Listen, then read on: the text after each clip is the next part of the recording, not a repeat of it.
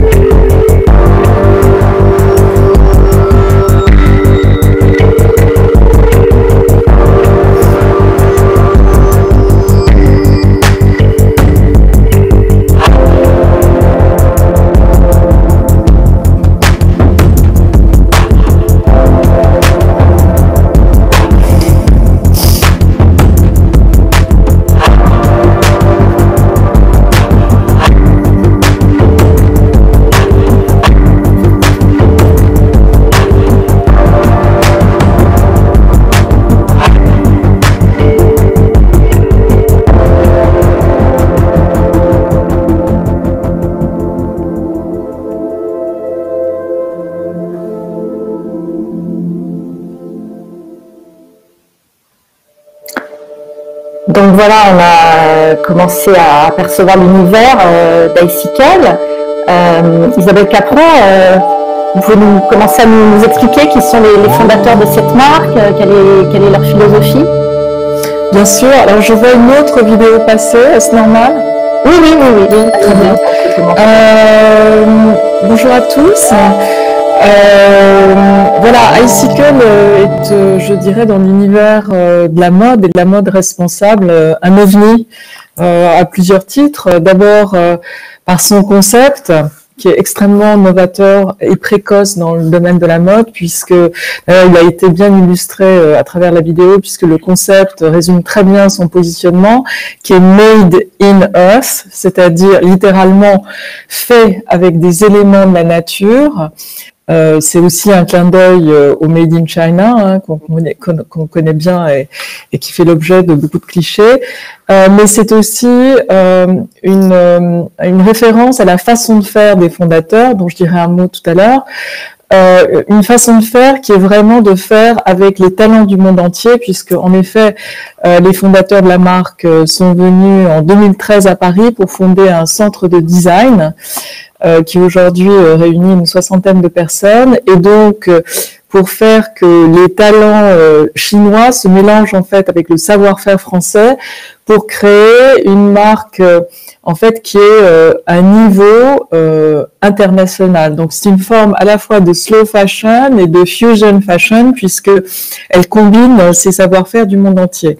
Alors en deux mots, qui est Icicle? C'est une marque au fond très originale. Vous parliez d'un luxe responsable qui sort ses griffes. Je dirais plutôt que c'est une marque qui avance à la chinoise, à pas feutré, puisque elle a été fondée à Shanghai en 1997 par un couple de fondateurs qui ont aujourd'hui une 50aine d'années et qui sont vraiment représentatifs de la nouvelle génération d'entrepreneurs chinois qui ont fondé leur entreprise à un moment clé de l'urbanisation et de l'industrialisation de la Chine, où à la fois il y avait des besoins vestimentaires de plus en plus importants dans la population chinoise, donc si vous voulez un marché quantitatif qui était extrêmement porteur, et à la fois à un moment où ils ont voulu dans leur approche, parce qu'ils ont été les témoins des ravages finalement de l'urbanisation et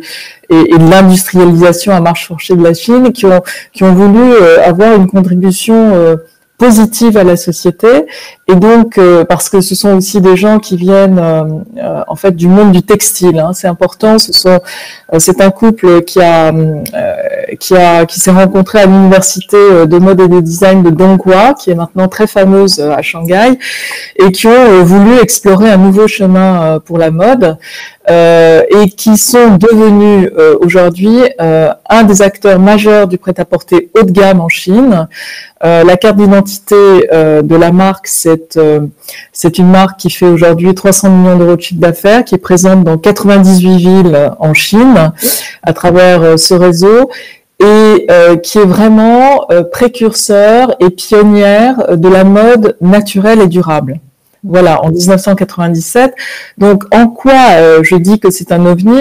D'abord par son concept, qui était extrêmement novateur à l'époque, par rapport aussi à sa précocité, hein, par rapport aux marques occidentales qui se sont éveillées effectivement à la conscience écologique, mais seulement dans les années 2000. Hein. On pense évidemment à Stella McCartney, et puis après au groupe Kering dans la décennie 2010-2020 qu'on vit actuellement. Mais c'est réellement cette marque-là qui a défriché, exploré depuis bientôt 25 ans une nouvelle route de la mode, et elle l'a fait, c'est le deuxième point qui est intéressant, elle l'a fait avec une volonté, je dirais, internationale et industrielle, c'est-à-dire ce n'est pas du tout une marque de niche. Souvent, en fait, mes amis me disent une marque chinoise, donc on pense à Shanghai Tang, on pense à Shangxia, hein, du groupe Hermès, mais c'est vraiment pas du tout le concept. Le concept est un concept très international, à échelle industrielle, et dont l'origine et la provenance est particulièrement originale, puisque ça vient du pays dont on attend le moins ce type de concept. Et ça donne à voir aussi cette nouvelle Chine que je vis depuis bientôt 8 ans, et qui va être là aussi productrice de concepts très innovants, loin des clichés qui sont encore très tenaces en Occident.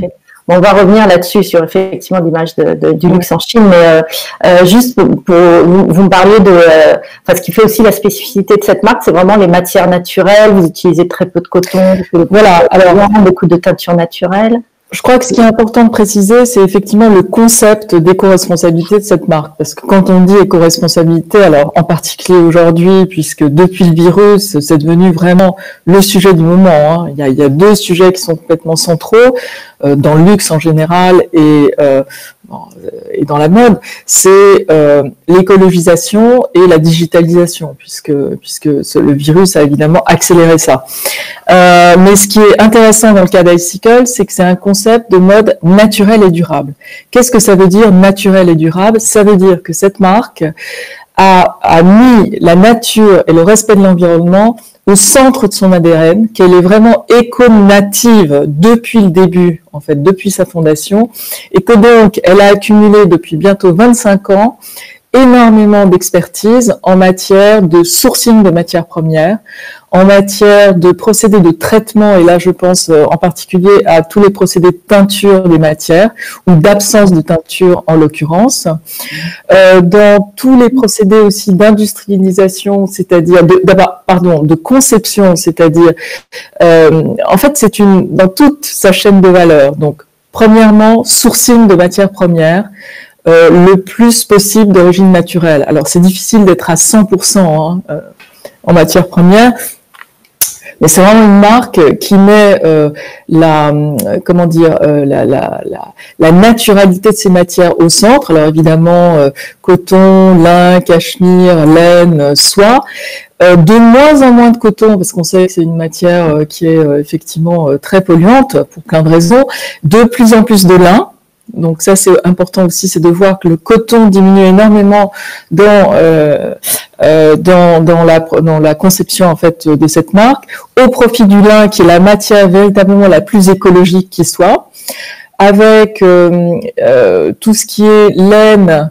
Alors par exemple dans la soie, alors c'est vrai que la Chine est aussi un pays spécialiste de la soie, des soies qui sont très naturelles ou comme on dit cruelty free, c'est-à-dire sans cruauté.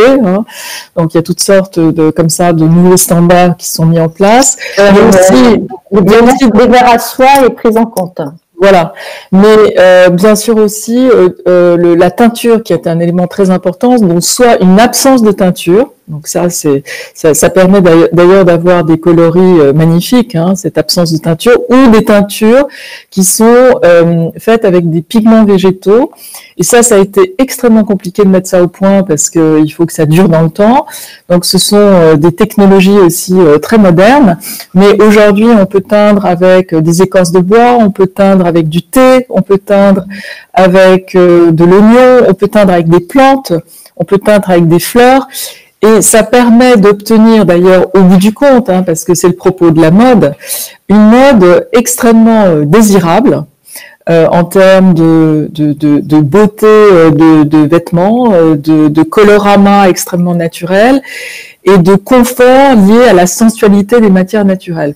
J'ai oublié de noter un point important, c'est le caractère anti-excès du design, c'est-à-dire extrêmement minimal, parce que ce design très minimal permet à la fois d'apporter énormément de confort et de transcender les saisons pour avoir des vêtements aussi qui durent très longtemps, parce que c'est important, avec aussi des possibilités de les réparer.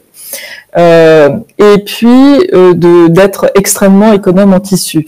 Donc vous voyez, sur toute la chaîne en fait de conception, de production et de durée du vêtement, de durée de vie du vêtement, la marque est le plus, je dirais, naturel et durable possible. Oui, c'est ça, parce que donc il y a plusieurs façons de faire de la mode durable. On va parler tout à l'heure de la seconde main, il y a le recyclage, l'upcycling de matière, la location aussi, mais vous représentez vraiment, donc Icicle représente vraiment une approche très poussée, parce que ça fait déjà plusieurs années que vous travaillez là-dessus, de traçabilité des matières et de traitement, effectivement, des matières. Enfin, alors, le dernier point que je voulais souligner, Pascal, c'est que, évidemment, vous avez compris que c'est une marque qui plaçait la nature au centre de son concept, parce que la nature, en fait, est productrice de très beaux vêtements. En fait, c'est ça le propos, et c'est ça le propos in fine de la marque, parce que la mode, c'est quand même de l'embellissement. Donc il faut pas oublier ça. C'est une forme de vêtement fonctionnel. Voilà, c'est pas juste du vêtement fonctionnel. Donc certes, il y a de la fonctionnalité, mais il y a de l'embellissement. Et le propos, c'est de dire que la nature peut être un fournisseur et une muse extraordinaire pour produire un nouveau chemin, un nouveau segment de mode qu'on pourrait appeler éco-fashion et qui peut avoir un destin international. Donc ça, c'est le propos aussi de la marque. Il y a un second propos qui est nature et culture, c'est de dire que cette inspiration, elle n'est pas seulement écologique, c'est qu'elle puise son inspiration dans la culture chinoise du taoïsme. Donc ça montre bien aussi que ce pays qui va quand même représenter la moitié des consommateurs du luxe à horizon 2025, comme le souligne récemment l'étude de Bain pour Alta Gamma qui a été réalisée au printemps dernier. Pour le luxe, la moitié des consommateurs chinois, la moitié des consommateurs du luxe vont être chinois en 2025. Donc ça veut dire aussi qu'il faut s'intéresser à ce pays et voir que ce pays est comme d'autres pays, d'ailleurs, je pense au Japon, avec toute la vague des couturiers japonais à la fin des années, dans les années 80-90. Elle va aussi être exportatrice de valeurs d'origines orientales, qui en l'occurrence sur le cas d'Icicle, met au centre cette idée d'harmonie entre l'homme et la nature, qui est très paradoxale quand on pense à la Chine, mais qui est en fait résurgente. C'est une nation qui se voit résurgente. Voilà. C'est un peu effectivement contre-intuitif par rapport à ce qu'on imagine sur la Chine. On pense à un luxe beaucoup plus ostentatoire, mais en fait les préoccupations environnementales elles sont bien présentes chez les consommateurs. C'est-à-dire qu'il y a toute une Chine qu'on ne voit pas encore parce que les clichés sont très tenaces, et puis parce que au fond je trouve qu'on s'intéresse beaucoup. D'abord, on a été empreint de valeurs occidentales. L'univers du luxe a été très drivé par les États-Unis et par l'Europe. Je pense qu'il faut que pour les futurs marketeurs de demain, on s'intéresse vraiment à ce qui se passe en Chine, qu'on creuse un peu plus parce que en fait c'est un gigantesque laboratoire de création et qui est, comme vous dites, complètement contre-intuitif. C'est-à-dire que on ne voit pas que on ne voit pas que c'est un pays qui, d'atelier du monde, est en train de devenir laboratoire créatif du monde, en particulier sur la tech. Alors les fameuses laboratoires du monde et créateurs de marques qui sont en avance d'un pays follower, c'est en train de devenir un pays leader en matière de tech. Ça, c'est évident avec Baidu, Alibaba, Tencent, WeChat, Xiaomi, Huawei, qui sont WeChat, c'est un outil de paiement et un outil global de vie digitale des consommateurs qui est très en avance sur nos outils occidentaux. Et donc au niveau digital, mais aussi au niveau intelligence artificielle, au niveau transport propre, au niveau ville propre, c'est un continent qui est en train de prendre de l'avance et qui va nous surprendre. Donc c'est pour ça que j'invite les participants à vraiment s'intéresser à ce qui est en train de se passer en Chine. Oui, tout à fait. Alors, on ne peut pas rentrer forcément trop dans le détail du processus de fabrication des produits. Il y a beaucoup de questions sur l'aspect, surtout teinture, comment on utilise des matières naturelles et est-ce qu'il n'y a pas aussi un risque d'épuiser la biodiversité en puisant dans les matières naturelles. J'imagine qu'il y a un côté aussi peut-être pour le coup upcycling dans le fait d'utiliser des écorces d'arbres ou des fleurs pour les teintures. Je ne sais pas si vous pouvez répondre à cette question. Je dirais que la conception même des vêtements, c'est comme un individu, si vous voulez, c'est-à-dire que il est produit naturellement et il reviendra à la terre. Vous voyez, c'est ça l'idée aussi du concept Made in Earth. Donc, plus on va utiliser des matières qui viennent de la terre, plus on rendra à la terre, si vous voulez, à travers finalement des vêtements qui vont durer très longtemps. La notion de transcender les saisons, c'est quand même très important, parce qu'il y a quand même des rythmes de production et de vie de la mode qui en font l'une des industries les plus polluantes. Donc l'idée, c'est que ces vêtements reviendront après un temps de vie ils vont s'user naturellement et ils reviendront à la terre. C'est ça l'idée générale. Donc non, je dirais que c'est un mouvement vertueux dans lequel la marque invite aussi à plus d'acteurs du secteur de s'inspirer, si vous voulez, pour aller de plus en plus vers cette nouvelle route, puisqu'on parle de nouvelle route de la soie, une nouvelle route pour la mode. Oui, tout à fait. Bon, enfin, j'invite les participants à aller se renseigner sur cette marque pour en savoir plus. Et bon, le temps passe très vite. Voilà, juste pour conclure, on peut pas passer sous silence quand même le contexte de crise sanitaire. Donc, comment ça vous affecte, comment vous vous adaptez à cette période et quels sont vos projets? Je crois que vous avez prévu d'ouvrir une nouvelle boutique à Paris l'année prochaine. Où ça en est, ces projets? Oui. Alors, d'abord en Chine, ce qui est spectaculaire, c'est le rebond post-Covid, puisque ce qui est fou, c'est de voir que depuis le mois de mai, c'est-à-dire vraiment depuis le déconfinement en Chine, il y a eu beaucoup d'articles qui sont parus ces derniers jours. En fait, la Chine est sortie de la crise sanitaire au prix de sacrifices importants en matière de privation de liberté. Hein. Il faut le noter, puisque des gens ont été vraiment le lockdown a été extrêmement sévère. Mais du coup, en fait, la vie a repris comme avant. Et la marque, juste pour par les chiffres, la marque a retrouvé une croissance depuis le mois de mai de plus 25% par rapport à l'année dernière. Donc elle va finir l'année en positif sans doute à plus 10% par rapport à l'année dernière. Donc c'est vous dire ce qui est en train de se passer à Chine. Pourquoi? Parce qu'il y a un appétit de consommation qui est absolument considérable et qui est une vraie différence par rapport à l'Occident. C'est-à-dire que c'est encore un continent qui a un gisement de consommation, un appétit de consommation énorme. Deuxièmement, parce qu'il y a un recentrage sur la consommation domestique, puisque les gens ne peuvent plus voyager, donc il y a une dynamique du marché intérieur qui est très forte.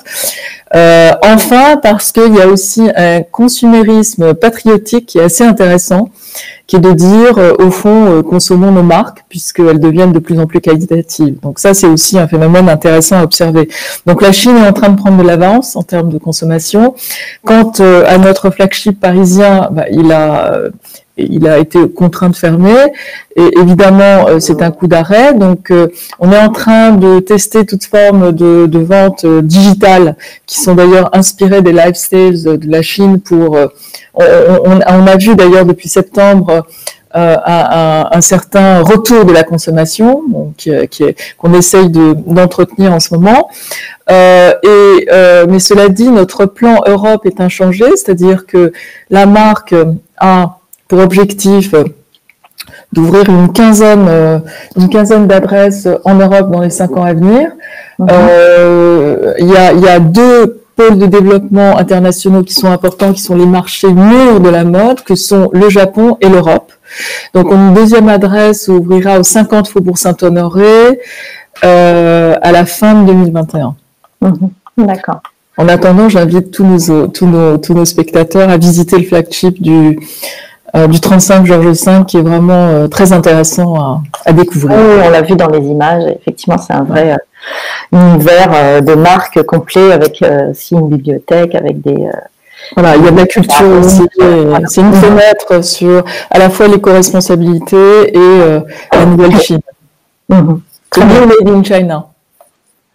Très bien. Bon, écoutez, je pense qu'on connaît un petit peu mieux cette marque maintenant. Merci beaucoup, Isabelle.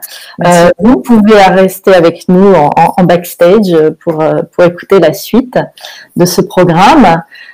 Donc, je passe maintenant à la table ronde autour du thème de la seconde main. Donc, j'invite nos participants à me rejoindre en virtuel, bien sûr. Donc, j'ai invité Maëlle Gasque, Chief Growth Officer de Vestiaire Collective. C'est un poste très juridique. Bonjour, puisque vous vous occupez de générer de la croissance au sein de ce pure player de la mode d'occasion. Vous avez aussi été consultante chez Boston Consulting Group. Et vous allez justement présenter tout à l'heure une étude que vous avez réalisée avec ce cabinet pour mieux comprendre les motivations de la consommation de luxe de seconde main. À vos côtés, nous avons Jean-Marc Laborde, vice-président directeur commercial international de JM Weston, qui n'est pas, comme on le croit encore parfois, une marque britannique, mais bien un fabricant français de chaussures de luxe, dont le siège est à Limoges. Voilà. Bonjour Limousin, si nous en avons ce matin. Voilà, tout à fait. Avec le plaisir d'aller visiter un jour vos ateliers, j'espère. Vous avez travaillé précédemment chez Kenzo et Burberry, donc vous connaissez bien également les coulisses de la mode. Et enfin, Damien Pellet, directeur du développement durable et de la RSE des Galeries Lafayette et du BHV Marais.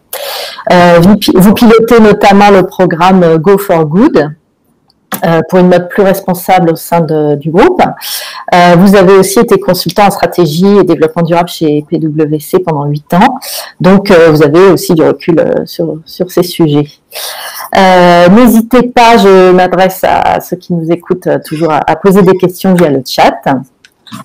Voilà. Donc, je commence avec vous, Maëlle Gasque. Vestiaire Collective est un acteur majeur donc du marché du luxe d'occasion, qu'on appelle aussi vintage. Rappelez-nous un petit peu la place qu'il occupe sur ce marché. Oui, alors Vestiaire Collective, c'est une plateforme, donc on est un site internet et surtout une application qui a été fondée en 2009 par des entrepreneurs français et qui est en fait une plateforme qui permet à des utilisateurs d'acheter et de vendre des articles d'occasion, plutôt luxe ou premium, donc entre eux. Notre spécificité, c'est que on assure l'authentification de ces articles, donc on garantit l'authenticité et la transaction. Et ça nous permet d'avoir un positionnement, ce positionnement plutôt haut de gamme, parce que le prix moyen des articles échangés sur la plateforme, enfin le prix plutôt médian est autour de 100-150 euros. Donc voilà, Vestiaire Collective, c'est surtout des articles de marque de luxe, de marque premium, entre 15 euros et plusieurs dizaines de milliers d'euros, qui sont accessibles pour en fait des consommateurs dans plus de 78 pays dans le monde. Et donc, nous, on met en relation les acheteurs et les vendeurs. Voilà. Ce qui est important de noter par rapport au pourquoi de Vestiaire Collective, à la mission, c'est qu'on souhaite, enfin, ça a été créé par les fondateurs pour éviter que les articles ne dorment dans les placards. Il y a une étude qui montre qu'environ 60% des articles qu'on possède ne sont jamais portés. Donc c'était vraiment sur cette base qu'en 2009, donc Vestiaire Collective était aussi un peu pionnier comme Icicle à cette époque, a été créé pour en fait lutter contre ce gaspillage et offrir une autre manière de consommer. Et on voit effectivement que dans les dernières années, il y a vraiment une accélération de la prise de conscience environnementale, que le second hand devient de plus en plus à la mode. Et nous, on est très fiers d'y contribuer chez Vestiaire Collective. Donc, comment ça représente combien la seconde main dans la mode et le luxe, et quelle croissance ça représente? Alors, si on peut passer à l'étude BCG dont c'était l'objet de la première question. Voilà. En fait, l'estimation vous l'avez réalisée récemment, hein, ça date de. Voilà, qui a été réalisée avec mes anciens collègues du BCG sur la base d'analyses faites par leurs consultants et aussi d'un survey d'une étude auprès de 8000 de nos clients partout dans le monde. Donc en fait, ce qu'on voit, le chiffre fourni par BCG, c'est que le marché de l'occasion de la mode représente 30 à 40 milliards de dollars. Le marché total adressable, il est potentiellement beaucoup plus gros parce que on sait que la valeur totale des biens acquis, donc de luxe, ça représente plutôt 1000 milliards de dollars. Donc on n'est pas vraiment sur la même échelle. Mais voilà, c'est un marché qui est grand et qui grossit. Nous, ce qui est important de noter, c'est que on se voit pas du tout comme un concurrent du marché du luxe, mais plutôt comme une manière pour le luxe d'acquérir des clients qui font partie du marché plus global de la mode. Donc voilà, plutôt la mode, y compris fast fashion, etc. Donc ce qu'on permet avec ce positionnement haut de gamme, c'est que nos clients accèdent à des articles qui n'auraient pas pu s'acheter neufs et du coup qui rentrent dans l'univers du luxe. Donc ça, c'est assez important. D'ailleurs, dans votre étude, vous avez des données sur les motivations des consommateurs qui achètent en second-hand. Vous avez un peu plus de précision. Oui, exactement. Alors, on peut y passer juste en 2 mots pour répondre à votre question sur la croissance. Oui, la croissance. À droite, si on regarde la croissance du marché du luxe au global, c'est 1%, donc c'est le chiffre du bas. Le marché de l'occasion, c'est 15-20%, mais quand en fait on regarde les acteurs, les pure players, comme on nous appelle, ceux qui sont sur Internet, les plateformes comme nous, on est plus sur des chiffres de croissance à 3 chiffres en year on year, donc plus de 100% de croissance, ce qui montre vraiment l'engouement pour le second hand. Et effectivement, nous, on s'est penché sur les motifs et ce qui fait que ce marché est en croissance. C'est ce qu'on peut regarder ici. Alors ici, ça reflète, ce qui est reflété dans cette étude, c'est vraiment les changements d'attitude des consommateurs. Mais ce qui s'est passé en parallèle, c'est le développement des plateformes comme Vestiaire Collective. Voilà, on s'améliore, on offre vraiment un service quasiment clé en main. Sur l'application, on peut acheter, trouver quelque chose d'occasion en quelques minutes à sa taille, être livré en quelques jours, même en période de pandémie pendant que les magasins sont fermés. Donc ça, c'est, le développement de l'offre, ça a été un facteur très important. Et de l'autre côté, du côté de la demande, donc il y a ces 4 facteurs clés. Je laisserai les auditeurs et spectateurs regarder l'étude, mais on voit principalement du coup le côté accessibilité prix. Donc nos utilisateurs sont intéressés par l'occasion parce que ça leur permet d'acheter des articles qu'ils n'auraient pas pu s'acheter full price. Donc nous on insiste bien là-dessus, on est un moyen pour nos utilisateurs d'accéder à la qualité et de s'acheter un sac de luxe plutôt que de s'acheter plusieurs sacs plus bas de gamme qui n'auraient duré qu'une saison. Ensuite, le deuxième facteur, le deuxième et le troisième qui vont un peu ensemble, c'est autour de l'offre.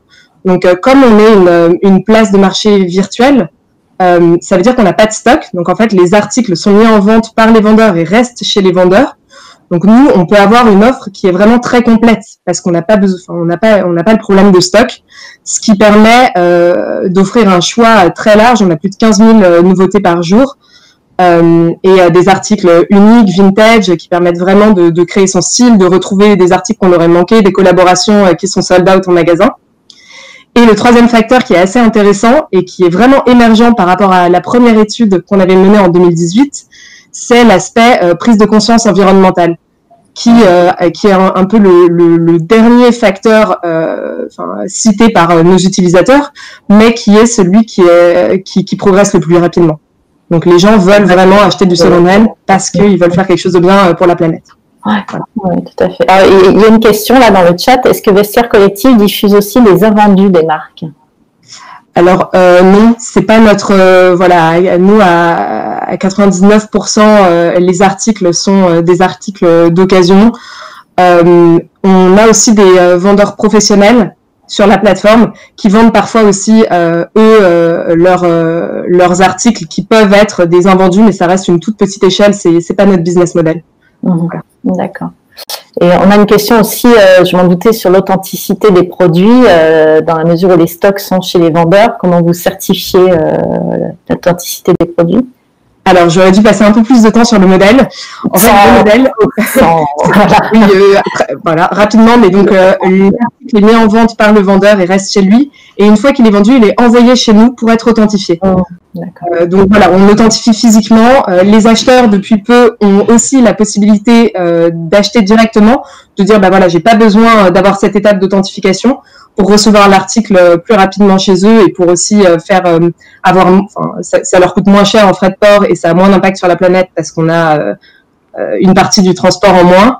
Et dans ce cas-là, on assure l'authenticité à vie de l'article et s'il y a le moindre doute, voilà, l'acheteur nous contacte et on règle le souci. Voilà, c'est très rare. Ok. Bon, merci beaucoup Maëlle. Je me tourne vers Damien Pellet. Donc, je rappelle, vous êtes directeur du développement durable chez Galeries Lafayette. Pour vous, que représente la seconde main sur le marché de la mode et quelles actions mettez-vous en place dans ce domaine au sein du grand magasin?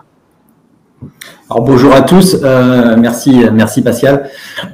Nous, en fait, la seconde main, elle s'inscrit vraiment dans le cadre de notre mouvement Go for Good. Go for Good, c'est un label interne qu'on a créé aux Galeries Lafayette pour permettre aux consommateurs qui est un peu paumé entre toutes les déclarations des marques, entre tous les labels, pour permettre aux consommateurs d'identifier des produits qui ont un impact moindre sur l'environnement, qui contribuent au développement social et qui sont produits localement.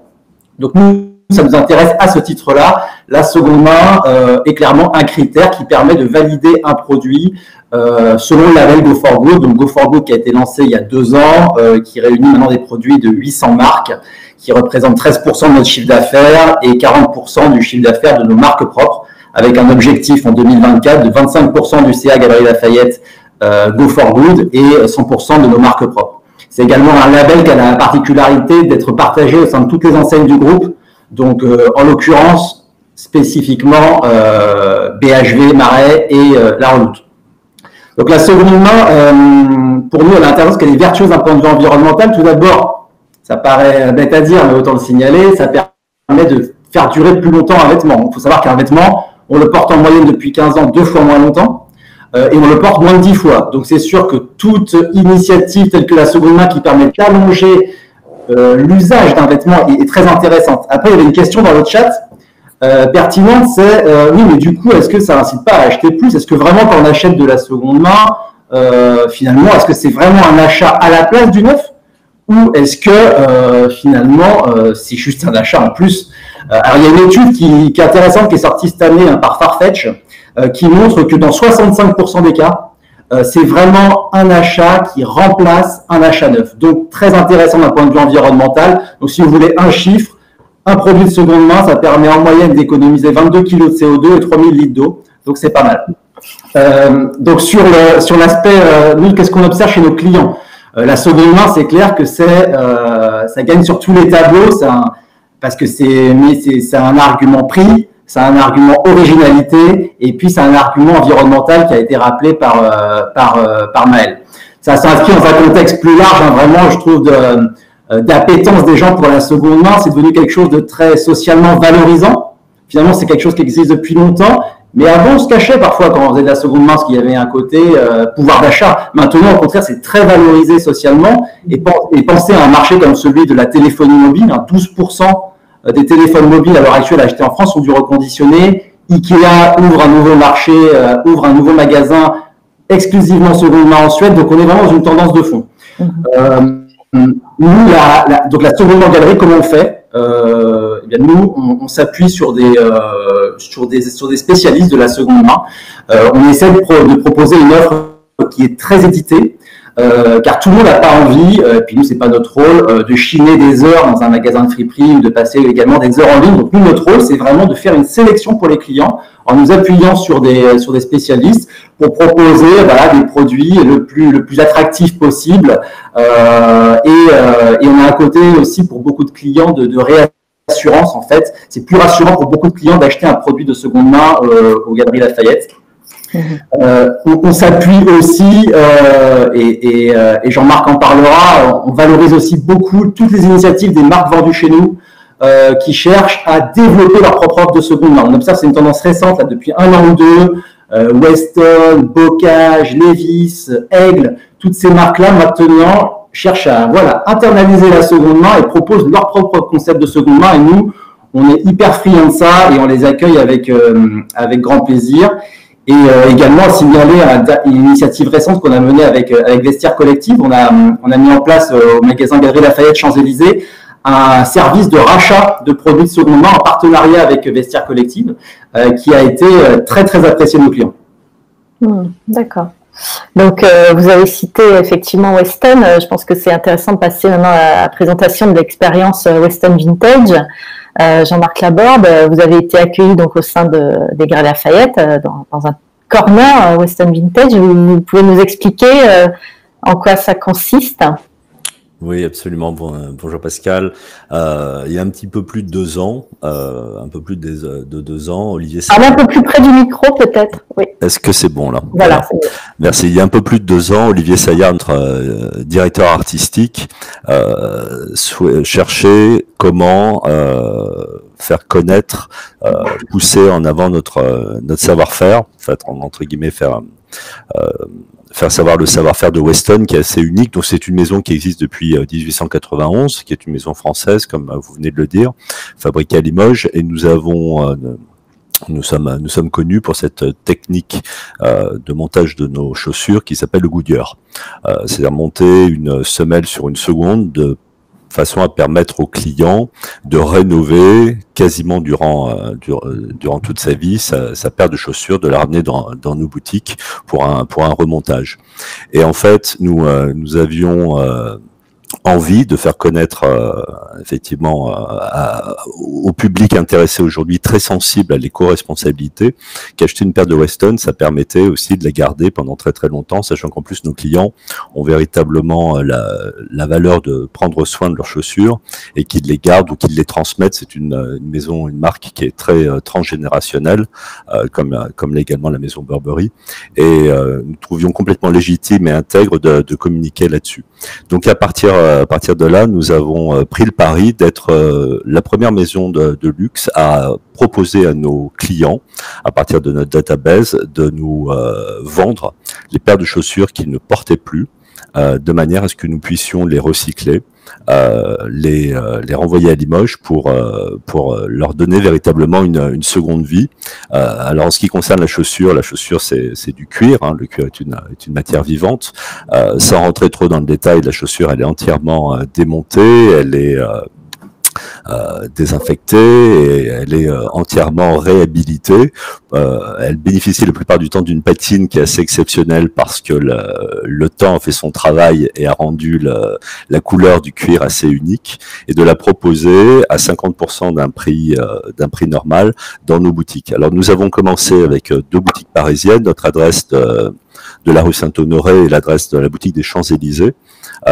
Très très vite, les Galeries Lafayette se sont rapprochées de nous, et c'est vrai que nous avons un très très joli partenariat avec les galeries depuis très longtemps pour nous demander à travers un pop-up de présenter cette initiative, et nous avons rencontré effectivement beaucoup de clients qui vont redécouvrir la maison Weston, de jeunes clients. C'est intéressant aussi pour une maison comme la nôtre de recruter des 25-35, comme je vous disais, qui sont très très responsables, très sensible à l'éco-responsabilité, en particulier très détecteur de l'intégrité de la maison. Je pense qu'aujourd'hui, cette nouvelle génération a bien compris les codes du marketing d'antan, et aujourd'hui décode très très rapidement si le message est sincère ou s'il est fake. En tout cas, voilà, le pop-up des galeries était un très très très beau succès, et donc nous proposons ces chaussures vintage aux galeries à Paris, et nous allons ouvrir à la fin de l'année ou en tout début d'année prochaine la ligne vintage sur le Japon, qui est également notre second pays entre guillemets dans lesquels Weston est présent, parce que nous sommes présents à travers plus de 16 points de vente, 3 boutiques en propre et beaucoup de corners, 2 grands magasins. Pas encore les Galeries Lafayette d'ailleurs au Japon, hein, Damien, peut-être. Voilà. Mais vous disiez, vous rachetez les chaussures, donc vous les rachetez à quel prix, et après vous les revendez à quel prix? Alors, pour vous dévoiler les secrets d'Alcove, sinon cette conférence ne serait pas intéressante, c'est une opération qui est véritablement blanche pour nous, c'est-à-dire que le rachat des chaussures en fonction des modèles, donc nous rachetons en fait ce que nous appelons la collection des emblématiques, c'est-à-dire le mocassin qui s'appelle mocassin 180, qui est le modèle iconique de la maison. Alors 180 pour la petite histoire, c'est parce que nous avons besoin de faire 180 opérations d'artisans à Limoges pour finir le montage de cette paire de chaussures. Donc c'est une collection d'emblématiques qui est rachetée à partir de 100, 150 euros, 200 euros en fonction du prix de base. Ensuite, elle repart à Limoges. Il faut savoir qu'il y a un remontage, ce qui s'appelle un remontage. Alors techniquement, ça veut dire que nous allons enlever entièrement, nous allons complètement désosser la chaussure, enlever les semelles, enlever la tige. Donc la tige, c'est le cuir qui est au-dessus de la chaussure, pour ensuite entièrement remonter à partir de ce qu'on appelle une semelle de propreté, des nouvelles semelles, la repasser dans les ateliers que l'on appelle bichonnage, qui, comme son nom l'indique, est un atelier qui va réhydrater le cuir, voilà, lui redonner un aspect neuf. Elle va ensuite passer sur des formes de manière à lui redonner aussi un joli volume. Et cette opération est une opération qui coûte plus de 200 euros dans sa totalité, puisqu'elle est très très consommatrice en temps horaire. Et donc 100 euros rachetés, 200 euros, et le modèle est vendu à 310 euros si on prend le 180 dans nos boutiques. Donc nous avons décidé, mais comme c'est véritablement aussi l'ADN de la maison, de prendre le risque de vendre moins, mais de vendre mieux. Et en tout cas, dès le départ, dès la performance d'Olivier Saillard en février l'année dernière dans la boutique de Saint-Honoré, nous avons eu une très très belle réponse de la clientèle et d'une nouvelle clientèle, puisqu'aujourd'hui j'ai en liste d'attente 300 clients qui attendent d'avoir un modèle et une taille qui correspond à leur attente, sachant que je ne peux pas savoir exactement ce qui va être disponible dans nos points de vente. Tout dépend de ce que je réussis à récupérer et à restaurer à Limoges. Oui, d'accord. Donc, pour vous, c'est plus une opération d'image et de recrutement, peut-être, de nouvelles clientèles Alors, c'était aussi un axe, effectivement, qu'Olivier voulait avoir sur l'image. Olivier Saillard, donc, qui a rejoint en tant que directeur artistique Weston il y a maintenant un petit peu plus de 2 ans, comme je vous le disais, est très, très sensible à une communication très en phase avec l'ADN de la maison. Et en fait, Weston, vous pouvez le regarder sur nos réseaux sociaux, sur notre Instagram. Nous avons une communication qui diffère certainement de nos concurrents. Nous sommes très très sur le savoir-faire. Et c'était donc pour nous le meilleur moyen de communiquer, de se dire plutôt que voilà de communiquer sur une nouvelle collection, ou de communiquer sur des produits, ce que nous faisons aussi, de communiquer sur ce savoir-faire et ces produits Goodyear. Il y a une question là, est-ce que réhabiliter des vieilles chaussures n'est pas plus polluant que d'en produire de nouvelles? Je pense que c'est je ne sais pas si vous avez fait le bilan finalement, le cycle de vie total et le bilan carbone de.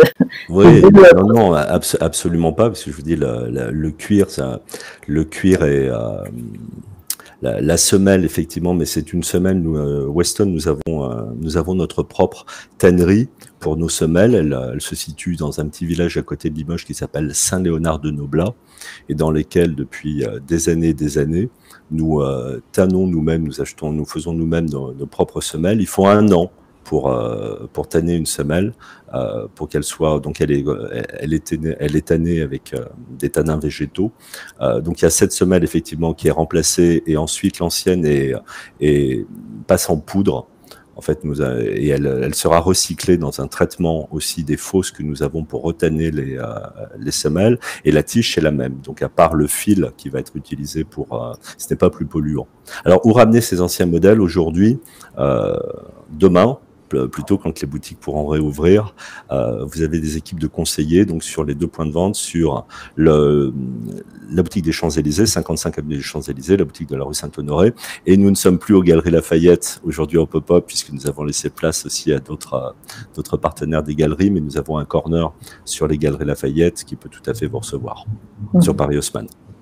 Et alors, vous l'avez un petit peu évoqué, et je pense que les autres invités peuvent répondre aussi, mais est-ce que la seconde main, au-delà de l'aspect environnemental, c'est surtout une façon de recruter de nouveaux consommateurs avec des produits moins chers? Alors c'est une façon de toucher, de parler en fait. Alors oui, recruter, c'est vrai aussi, puisque Weston a connu son apogée dans les années 80, et aujourd'hui nous avons véritablement un rajeunissement aussi de la clientèle. On le voit, nous avons vraiment de nouveaux rentrants dans la vie active, ou des étudiants qui viennent et qui sont sensibles à ce message. Donc oui, c'est vrai, c'est aussi une façon de s'adresser différemment à de nouveaux clients. Mais également aux anciens, parce qu'on a aussi des clients anciens qui sont fans et collectionneurs de chaussures et qui réussissent à trouver des patines, notamment de marron ou de bleu, qui au fil du temps ont réussi à avoir une profondeur de coloris qu'on ne peut pas avoir du jour au lendemain avec un modèle neuf. Maëlle, vous l'avez constaté aussi, ça fait venir de nouveaux clients au luxe? Oui, voilà, j'allais rajouter que nous, quand on demande à nos utilisateurs, quand on leur pose des questions sur les marques qu'ils achètent, en fait, 60% disent qu'ils achètent une marque de luxe pour la première fois sur Vestiaire Collective. Donc, c'est vraiment un moyen pour des nouveaux utilisateurs de découvrir une marque, de rentrer dans l'univers. Ils n'auraient pas forcément osé pousser la porte, voilà, du Faubourg Saint-Honoré ou d'un beau flagship, mais ils le font sur Vestiaire. Et quand on leur pose la question, est-ce que vous rachèteriez cette marque dans le futur, 96% répondent que oui, et plus de la moitié disent, en fait, je l'achèterais sûrement aussi en première main. Enfin, ça me pousse à vouloir regarder cette marque que je pensais pas être accessible avant. Donc c'est vraiment, c'est pour ça qu'on dit qu'on n'est pas en concurrence. C'est un levier d'acquisition de nouveaux clients. C'est sûr, surtout d'une clientèle aussi plus jeune. Pour les marques. Ça peut rassurer les marques de luxe qui peut-être auraient peur de se faire concurrence en fait avec leurs anciens produits. Damien Pelé, qu'est-ce que vous en pensez? Vous pensez aussi que la seconde main, c'est une porte d'entrée vers le luxe pour de nouveaux consommateurs? Oui, non, clairement, recrutement de nouveaux clients, création de trafic en magasin aussi. C'est important, je veux dire, parce que quelqu'un qui va venir acheter de la seconde main en magasin va peut-être aussi, dans un grand magasin comme le nôtre, passer dans des stands de première main. Et je crois aussi beaucoup que ça cannibalise pas du tout la première main. En tout cas, un certain type de première main, une première main de luxe, de qualité, qui a une valeur sur le marché de la seconde main, et ben, au contraire, quelqu'un va se dire plus facilement, je suis prêt à acheter un produit neuf assez cher parce que je sais qu'il va avoir une valeur sur le marché de la seconde main. Donc, je l'achète pas 1000 en fait. Je l'achète peut-être 700 parce que je sais que je vais pouvoir en retirer une valeur. Donc, on voit vraiment nous comme quelque chose de complémentaire. Et je vois pas mal de questions sur est-ce que la seconde main incite à l'innovation, est-ce que c'est vraiment du coup sustainable. Et je suis vraiment d'accord avec Damien, et nous c'est ce qu'on voit. En fait, l'occasion et surtout acheter d'occasion des produits de luxe, ça permet d'éviter. En fait, c'est la mort de la mode jetable.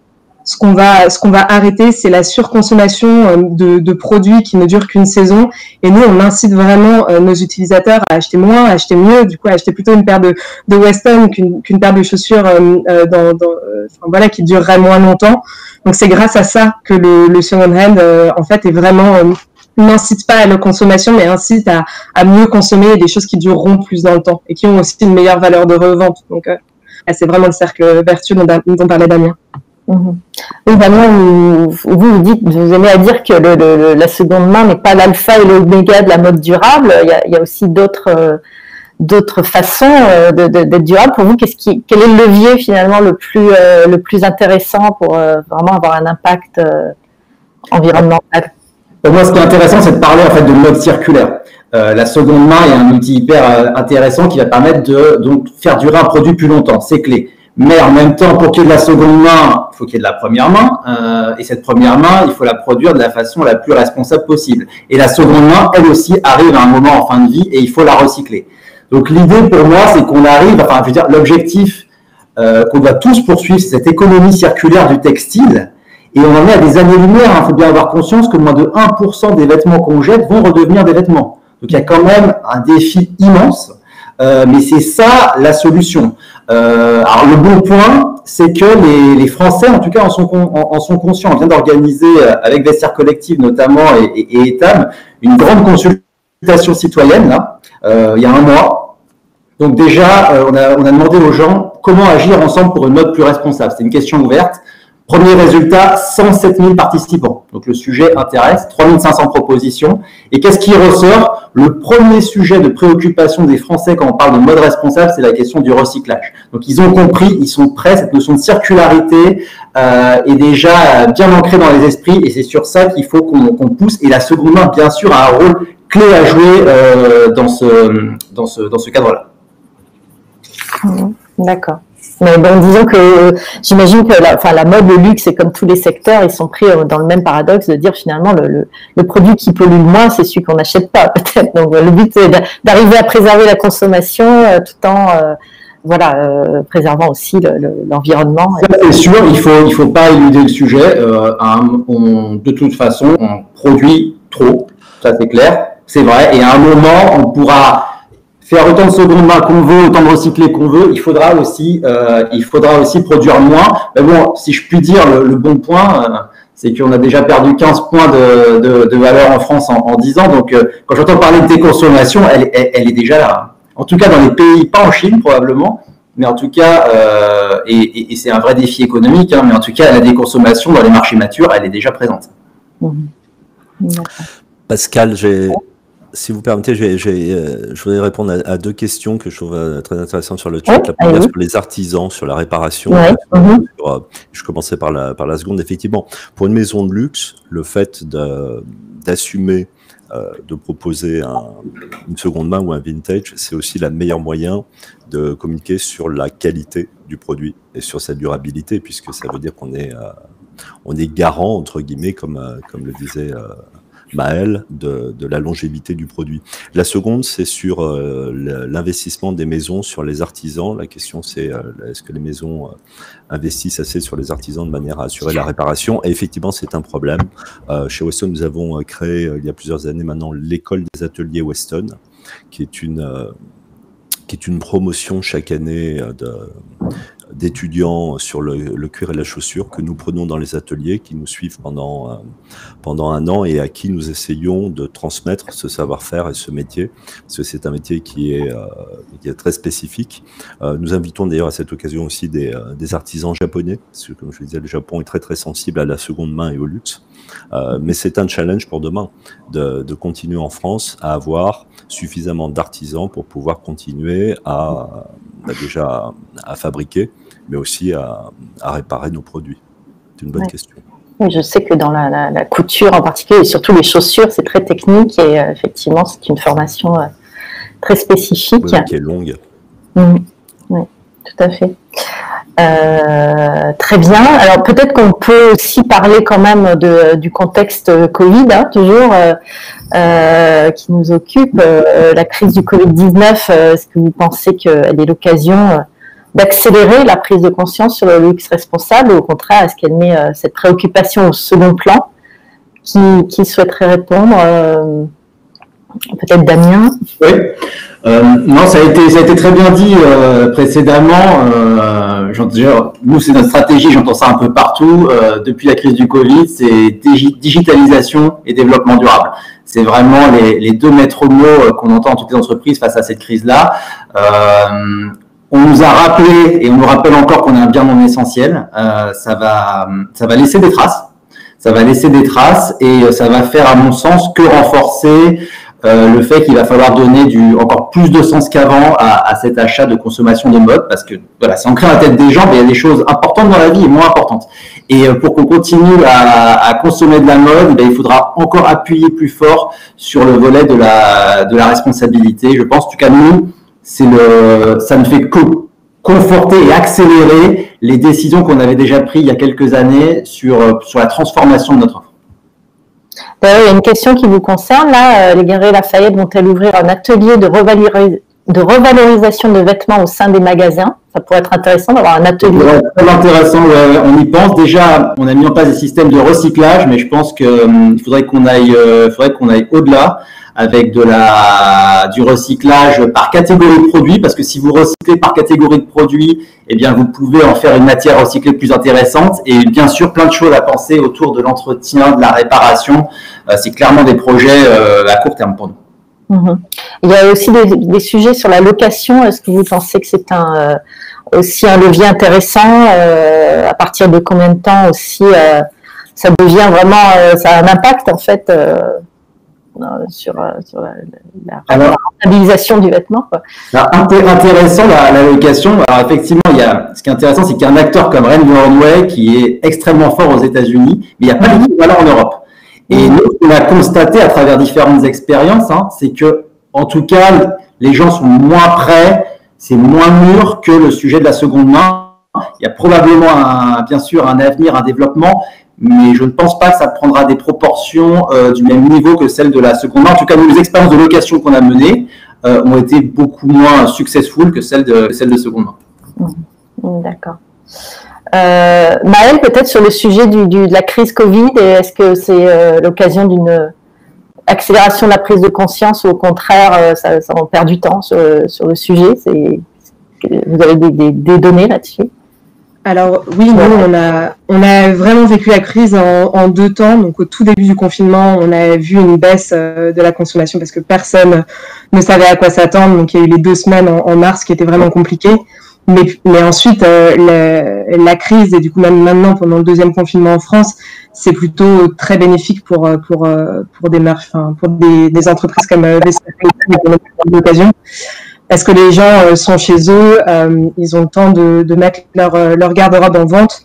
Voilà, nos services sont 100% ouverts parce qu'on est 100% digitaux. Donc, il y a vraiment une accélération. Et quand on regarde ce qu'ils achètent et est-ce qu'il y a des évolutions par rapport à avant, on voit plusieurs tendances. On voit que les gens se recentrent sur le luxe, les valeurs refuges. Donc, dans ces temps un peu incertains, on voit aussi que les gens revendent parfois des articles de luxe, peut-être pour avoir accès à de l'argent et à des fonds, monétiser leur garde-robe. Donc, il y a à la fois une accélération des ventes, une accélération de l'achat. Donc voilà, la pandémie, elle est vécue un peu différemment, mais bien sûr, on est solidaire par rapport à ce qui se passe chez nos confrères. Parce que je pensais aussi par rapport à la question de... Enfin, en ce moment, tout le monde est focalisé sur la crise sanitaire, donc il y a la question des masques jetables, on revient aux bouteilles en plastique, par exemple. Enfin, il y a un grand retour du plastique et finalement, on a l'impression que les préoccupations environnementales sont un petit peu en second plan. C'était un peu ce que je voulais voir. Mais je sais pas si...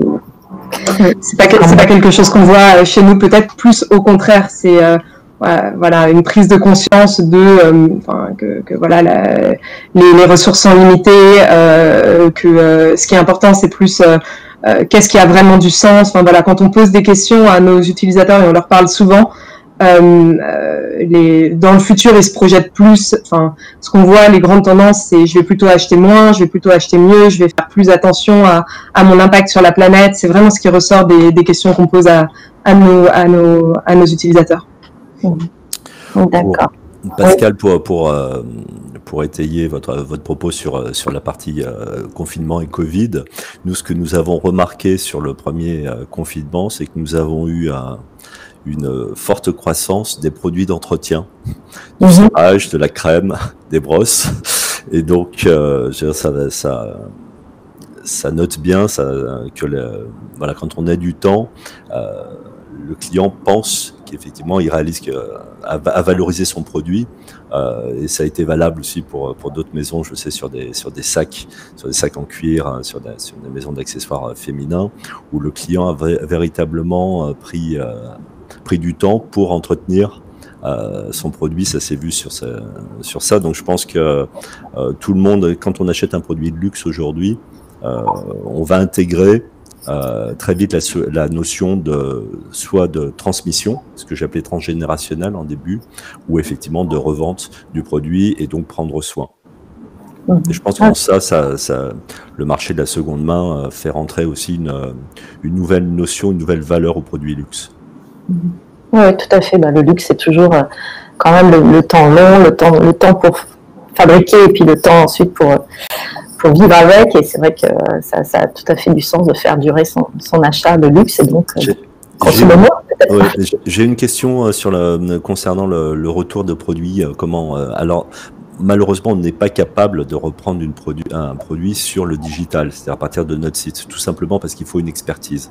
Le chemin, le parcours d'un produit vintage, c'est d'abord rencontrer un expert, donc soit dans la boutique des Champs-Élysées ou la boutique Saint-Honoré, de manière à ce qu'il regarde si le produit est éligible à la seconde main, parce qu'effectivement, la chaussure est quand même un produit, le haut de la chaussure dans lequel on transpire, et la sudation a comme conséquence de perforer parfois le cuir, sur le haut du cuir. Alors autant une semelle, c'est pas un problème, parce que comme je vous le disais, on la rechange entièrement, mais si le haut de la chaussure a été altéré par une sudation trop forte, on ne pourra pas la réparer. Et dans ces cas-là, nous ne pouvons pas le gérer sur le site ICO, ça ne se fait qu'en boutique.